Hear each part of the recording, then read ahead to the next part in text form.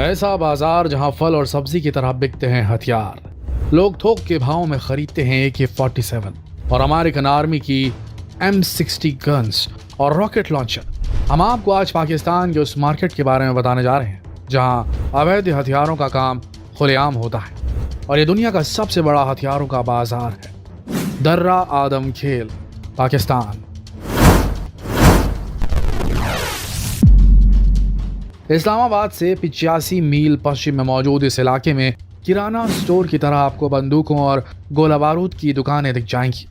इस मार्केट में घूमते वक्त आपको एहसास होगा कि भारत में जिस तरह मंडी में फल व सब्जी बेची जाती है, वैसे ही पाकिस्तान के इस मार्केट में AK-47 समेत अन्य घातक बंदूकें और बम आदि खुलेआम बिकते हैं। ये बाजार लगभग 150 साल पुराना है और छोटे से गांव में 2000 से ज्यादा दुकानें। यहाँ खुलेआम जानलेवा हथियार बिकते हैं। जहां हमारे देश में AK-47 जैसे हथियारों के साथ पकड़े जाने पर उम्र कैद होती है, जमानत भी नहीं होती, वहीं यहाँ के मार्केट में बुजुर्ग और बच्चे भी हथियार बनाते और बेचते दिख जाएंगे।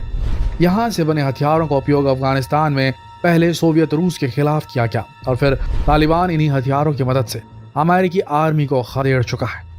1980 में सोवियत रूस से जंग के लिए यहाँ हथियारों के व्यापार में बहुत उछाल आया और उसके बाद तो ये जगह पाकिस्तान तालिबान का गढ़ बन गई। इस गांव के लोगों का कहना है more sons and lots of weapons. यहाँ की दुकानों में आपको छोटे छोटे बच्चे भी हथियार बेचते नजर आएंगे। यहाँ के बच्चे छोटी सी उम्र में ही हथियारों को बनाने और चलाने में एक्सपर्ट हो जाते हैं और वो इतने फर्राटे से खतरनाक हथियारों के नाम गिनाते हैं जैसे किसी ढाबे पर काम करने वाले छोटे बच्चे खाने का मेनू सुनाते हैं। एक और खास बात, यहाँ हथियार खरीदने के लिए किसी पेपर वर्क की जरूरत नहीं है। यहाँ सिर्फ एक ही पेपर की वैल्यू है और वो है पैसा। अगर आपकी जेब में नोट है तो आप यहाँ से किसी भी देश के खतरनाक से खतरनाक हथियार की कॉपी खरीद सकते हैं। यहाँ के कारोबारियों का दावा है कि वो दुनिया के किसी भी हथियार की एग्जैक्ट कॉपी या रेप्लिका बना सकते हैं।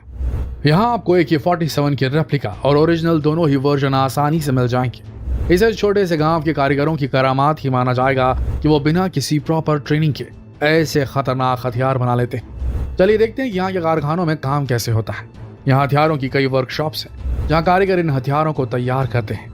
ये लोग यहाँ हथियारों के कबाड़ से भी नए हथियार बना लेते हैं। इसके अलावा लाहौर और दूसरे शहरों की मिलों से लोहा लिया जाता है, लेकिन ये लोहा अच्छी क्वालिटी का नहीं होता, जिससे कभी कभी गन के पाइप के फटने का डर रहता है। इसलिए पहले लोहे को भट्टी में पकाया जाता है और इसके बाद इसे ठंडे पानी में डाल दिया जाता है। अब ये देखिए, यहाँ आपको कारतूस बनते दिखाई दे रहे हैं। पहले कारतूस का खोखा तैयार किया जाता है और फिर उसमें बारूद भरा जाता है। यहाँ ये सब काम इतनी आसानी से हो रहा है कि देखकर लगता ही नहीं कि हथियार बना रहे हैं जो न जाने कितनी जानों को लील लेंगे। देखिए कैसे ये लोग गन की टेस्टिंग कर रहे हैं जैसे ये ओरिजिनल ना होकर कोई बच्चों का खिलौना हो।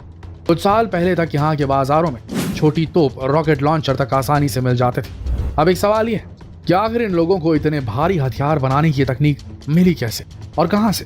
क्योंकि इन्हें देखकर तो नहीं लगता कि ये कभी स्कूल भी गए होंगे। तो आपको जानकर हैरानी होगी, लेकिन इन्हें ये तकनीक पाकिस्तान की सरकार ने अवेलेबल करवाई थी। कुछ पुराने सोर्सेस से पता चलता है कि कई साल पहले गवर्नमेंट ने मशीन गन और रॉकेट लॉन्चर बनाने की अपनी पुरानी मशीनें इन्हें कबाड़ समझकर बेचती थी और ये गलती उनके लिए बहुत ही बड़ी साबित हुई। यहाँ के कुछ बुजुर्गों को इन मशीनों का यूज करना आता था, बस उसके बाद तो दर्रा आदम खेल हथियारों की खुली मंडी बन गया। लेकिन कुछ समय बाद पाक गवर्नमेंट को पता चला कि दर्रा आदम से आतंकवादियों को हथियार मिल रहे हैं और उनका यूज पाक सेना के खिलाफ भी हो रहा है। लेकिन पाकिस्तान की सरकार ने अपनी आंखें बंद करके रखी और इसका नतीजा यह हुआ कि दर्रा के बनाए हथियार टेररिस्ट एक्टिविटीज में इस्तेमाल होते रहे। यहाँ आप कम से कम कीमत में भी गन और दूसरे असलहा बारूद खरीद सकते हैं। चलिए अब आपको यहाँ मौजूद हथियारों की कीमत भी बता दें। आतंकवादियों का सबसे पसंदीदा हथियार जिससे न जाने कितने मासूम लोगों की जान जा चुकी है AK-47। वैसे तो गन मार्केट में AK-47 की कीमत है 12 से 15 लाख। वहीं दर्रा के बाजार में जानलेवा गन आपको महज 50 से 60 हजार में आसानी से मिल जाएगी। यहाँ आप चोरी की या स्मगल की गई गन के अलावा ओरिजिनल गन भी खरीद सकते हैं। अगर आपका बजट इससे भी कम है तो भी कोई बात नहीं, यहाँ आपको इसकी लोकल कॉपी भी मिल जाएगी और वो भी गारंटी के साथ। और ये रेप्लिका गन आपको $250 में मिल जाएगी। यहाँ विदेश से आई राइफल भी आप आराम से खरीद सकते हैं। इसके अलावा केवल 5 से 15 हजार में आप क्लिंक गन खरीद सकते हैं। और अगर आपको इससे भी पावरफुल गन चाहिए तो अमेरिकन M16 ऑटोमेटिक गन खरीद लीजिए। इसकी लोकल कॉपी यहाँ काफी सस्ते दामों में मिल जाएगी। चीन में बनी M16 की कॉपी यहाँ $1800 में मिल जाती है और अगर कम बजट में चाहिए तो लोकल कॉपी आपको $800 में मिल जाएगी। इसके अलावा अमेरिकी स्वाट आर्मी की फेवरेट गन M5 और उसकी लोकल कॉपी दोनों यहाँ किसी भी शॉप पर आसानी से मिल जाती है। अमेरिका की FBI टीम का पसंदीदा हथियार यहाँ केवल $70 यानी कि 5,000 से भी कम की कीमत में खरीदा जा सकता है, और वो भी 1 साल की गारंटी के साथ। इन गन्स को बनाने वाले कारीगर का दावा है कि पिछले 10 साल में वो लोग 10,000 MP5 गन्स बेच चुके हैं और कभी किसी कस्टमर ने कोई शिकायत नहीं की। लेकिन सोचने वाली बात यह है कि ये 10,000 गन सेना ने तो खरीदी नहीं होगी, तो जाहिर सी बात है कि किसी टेररिस्ट ग्रुप ने ही खरीदी होगी और फिर इसका इस्तेमाल करके न जाने कितने मासूम लोगों को मौत की नींद सुलाया होगा। लेकिन क्या इतना बड़ा कारोबार बिना किसी सरकारी मदद के चल रहा है? और क्या पाकिस्तान की सरकार सब कुछ जानते हुए भी कोई कदम नहीं उठा रही?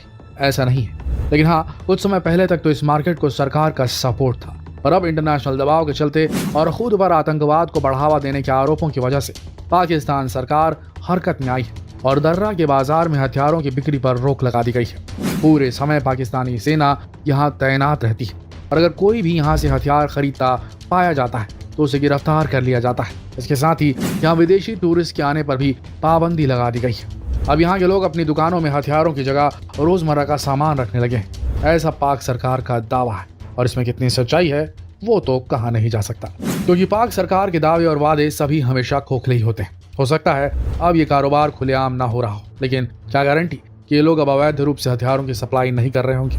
और तो और अब तो ऑनलाइन शॉपिंग का जमाना है, तो पूरी उम्मीद है ये भी हथियारों की ऑनलाइन सप्लाई जरूर कर रहे होंगे और इन्हीं हथियारों के उपयोग से फिर पुलवामा और 26/11 जैसे हमले अंजाम दिए जाते हैं। जरूरत है कि हथियारों की इस मंडी को पूरी तरह बंद कर दिया जाए और यहाँ के लोगों को दूसरे रोजगार उपलब्ध कराया जाए ताकि वो इस कारोबार की तरफ फिर से न लौटे।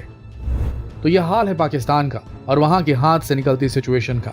आपको ये जानकर हैरत होगी दोस्तों कि जिस तरीके से वहाँ पर हथियार बनाए जाते हैं, उनका सप्लाई किया जाता है, उनका इस्तेमाल किया जाता है, वो बेहद खतरनाक है और खुद पाकिस्तान के लोग इन हथियारों की चपेट में, इनकी फायरिंग की रेंज के अंदर आ जाते हैं। वहाँ भी ऐसे गुट हैं जो एंटी पाकिस्तानी हैं या एंटी पाकिस्तानी सरकारी हैं, यानी कि पाकिस्तान की सरकार के खिलाफ काम करते हैं, और ऐसे लोग वहाँ पर इन हथियारों को खरीद कर वहीं के लोगों को मार रहे हैं, वहीं के सरकारी ऑफिशियल्स को मार रहे हैं। ऐसी कई घटनाएं हो चुकी हैं और लगातार पाकिस्तान खुद आतंकवाद से ग्रस्त है, जिसका खुद वो आका बनकर बैठा था, जिसने जो प्लेग्राउंड दिया था आतंकवादियों को, उसी प्लेग्राउंड से नए आतंकवादी बनकर पाकिस्तान को पूरी तरीके से परेशानी में डाल के रखे हुए हैं।